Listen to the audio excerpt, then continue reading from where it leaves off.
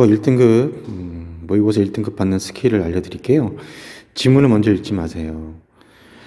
지문을 읽고 난 다음에 다시 문제로 들어가면 다시 또 지문을 읽어야 되잖아요. 그러지 마시고요. 문제를 먼저 보고 푸십시오. 보기가 있는 문제부터 푸세요.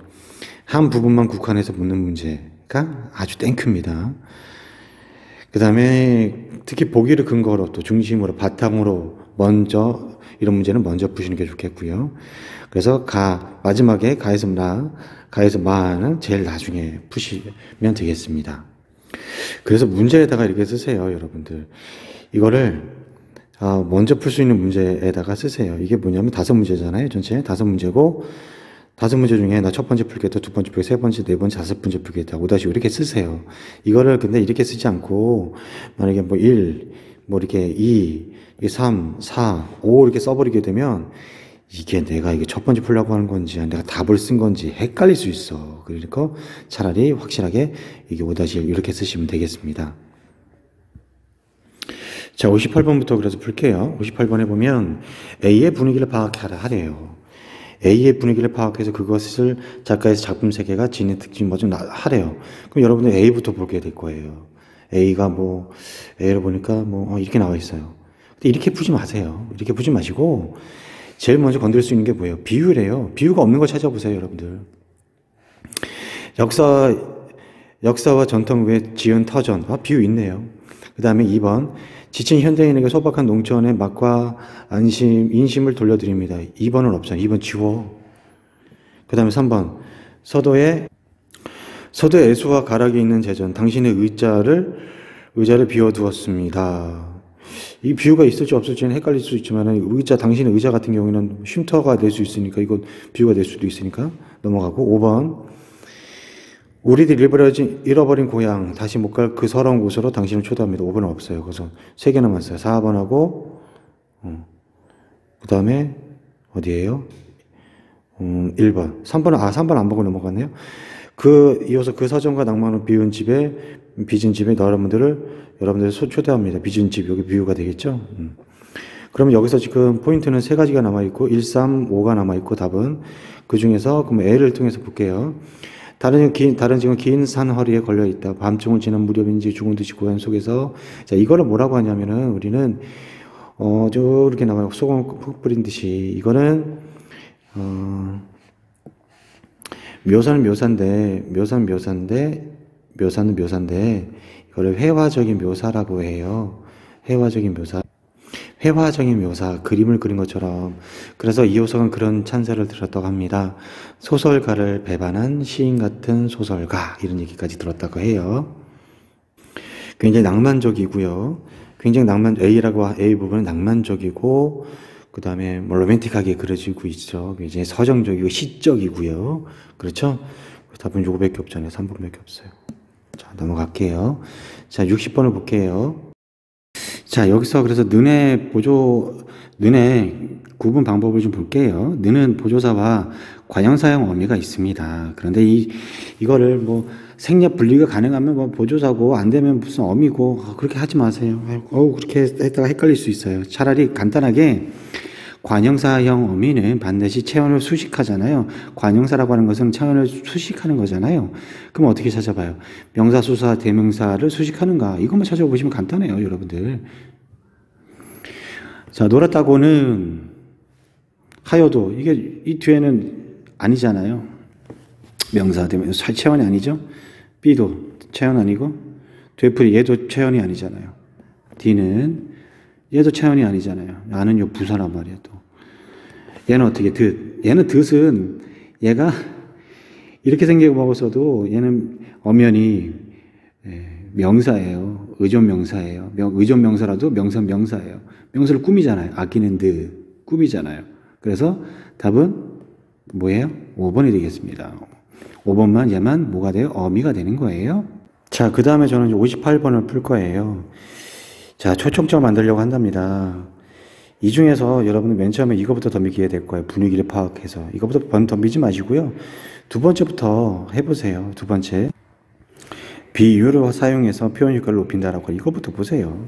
그래서 비유가 있는 걸 볼게요. 전통 이외 지은 터전.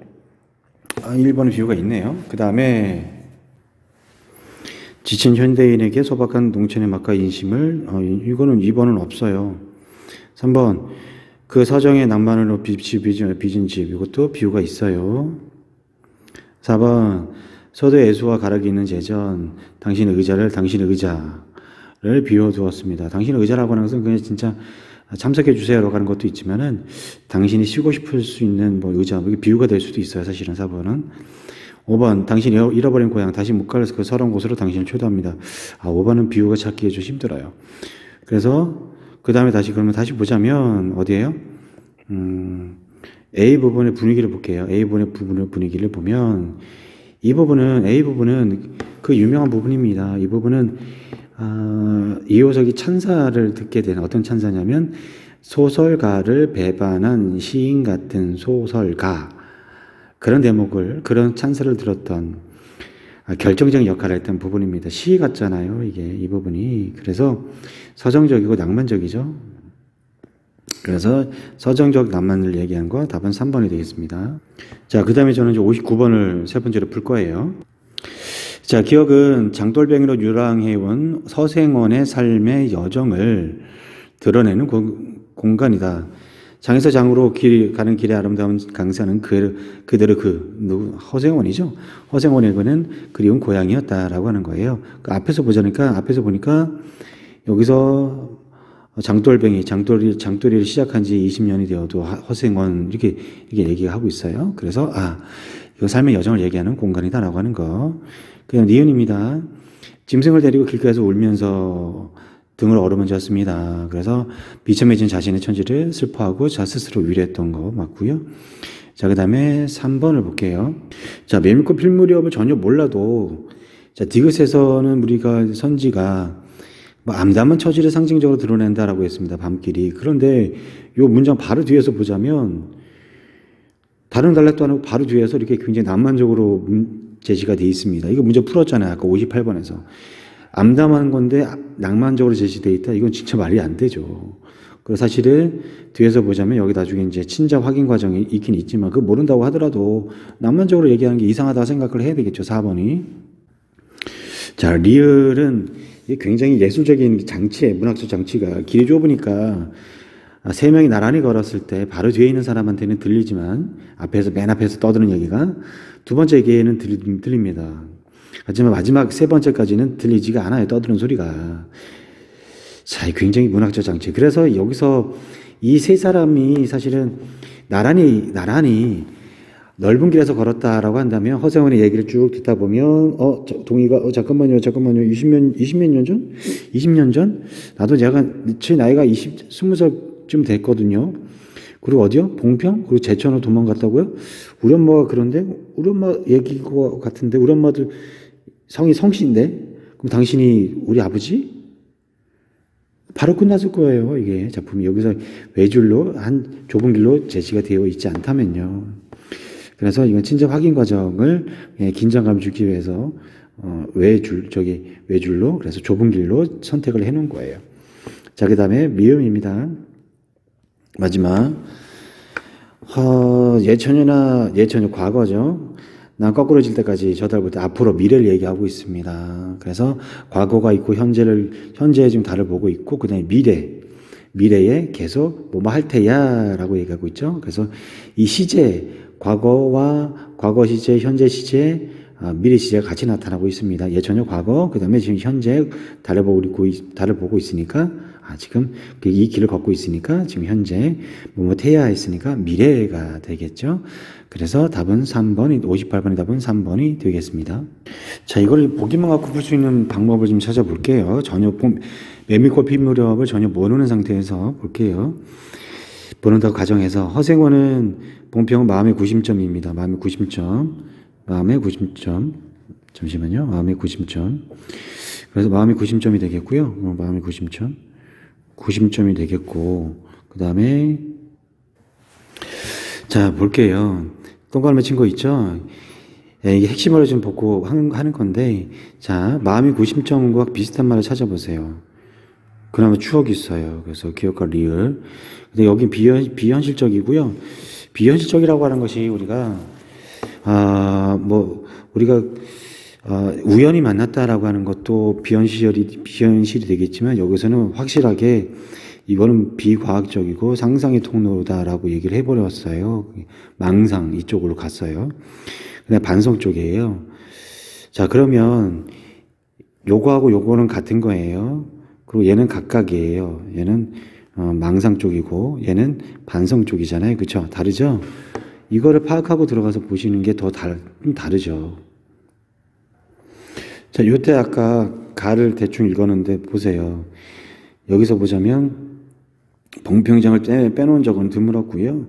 그리고 봉평에 오면 마음을 항상 뛰놀았다, 두근거렸다 이런 얘기가 나와요.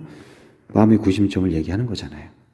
자, 그 다음에 봉평이 반성하게 하는 곳이라고 했지만은, 자, 여기서 보시면 투전을 한 것이 봉평이라고 되어 있지는 않습니다, 여러분.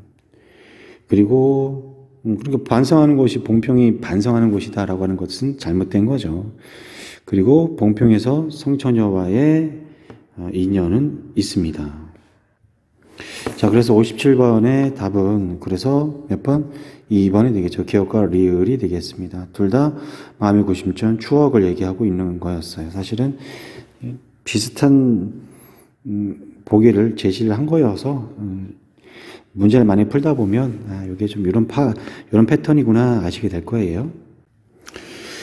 자, 그래서 가에서 서술자가 인물에 대해서 거리를 두며 논평한다고 한다면 이거는 객관성을 보려고 하는 거지. 객관적인 시점을, 객관적인 시선을 확보하려고 하는 것이니까 3인칭 관찰자 시점이 돼요. 자, 그 다음에 2번 평생 인연이 없는 것은 이후에 서술될 인연, 그 첫사랑 성처녀와의 인연을 강조하기 위해서 의도적으로 사용된 표현이 맞고요. 3번처럼 단 한 번은 여기서 인물 간의 심리적 갈등이라고 한다면 그럼 이 작품은 주동인물, 반동인물이 있었어야 돼요. 갈등이 있었어야 되거든요. 처음엔 갈등이 있었어요. 갈등을 찾는 쉬운 방법은 무엇입니까? 라고 물어보신다면 쉬운 방법이 있어요. 갈등을 찾는 쉬운 방법은 서술어 찾아보세요.